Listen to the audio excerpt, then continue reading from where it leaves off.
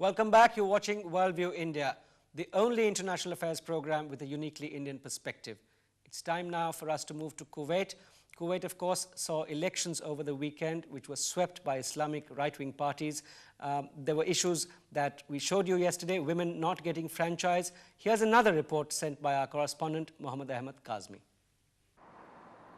खाड़ी के क्षेत्र के अरब देशों में कुवैत ही एक ऐसा देश है जो प्रजातांत्रिक मूल्यों की थोड़ी बहुत गरिमा बनाए हुए है।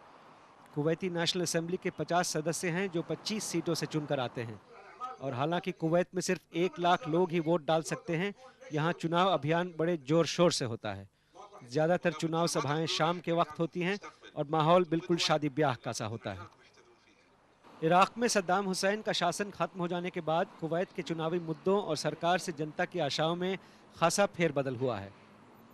By removing President Saddam Hussein, Kuwait has to confront its problems. Before they were in Kuwait, we were distracted by the threat from Iraq, and we could have, a lot of problems were hidden under the carpets because everybody will say, will say that we have a problem outside the threat, we had to face it. I think this election is the first election where this, with this threat away, we had to face our problem.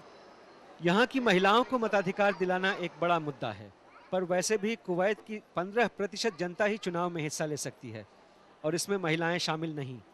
पिछली national assembly ने महिलाओं को मताधिकार देने के प्रस्ताव को खारिज कर दिया था। Democracy has to be completed. It's not completed in Kuwait. It will be completed in the near future.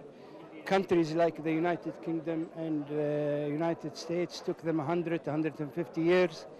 I don't think it will take that long. Kuwait के जानकार मानते हैं कि हालांकि इस इलाके में उनका देश अकेला राष्ट्र है जो प्रजातांत्रिक मूल्यों का आदर करता है, कुवैत में प्रजातंत्र अब भी पनप ही रहा है। चुनी गई नेशनल असेंबली के पास सिर्फ नाम के वास्ते अधिकार हैं और असली सत्ता अब भी अमीर के हाथों में है। We just feel sad, as an intellectual, that this part, of the world in the Middle East, they don't have a form of a democracy like your country in India, for example. So we look, certainly to create this base of a democracy in the country. Kuwait के political system पर Iraq का प्रभाव अक्सर पहले भी पड़ता रहा है। अब पर्यवेक्षकों का कहना है कि इराक में अगर कोई डेमोक्रेटिक गवर्नमेंट बनती है तो कुवैत में भी जो डेमोक्रेटिक सिस्टम है वो और मजबूत होगा और इस क्षेत्र के दूसरे देशों में भी डेमोक्रेसी को मजबूती मिलेगी।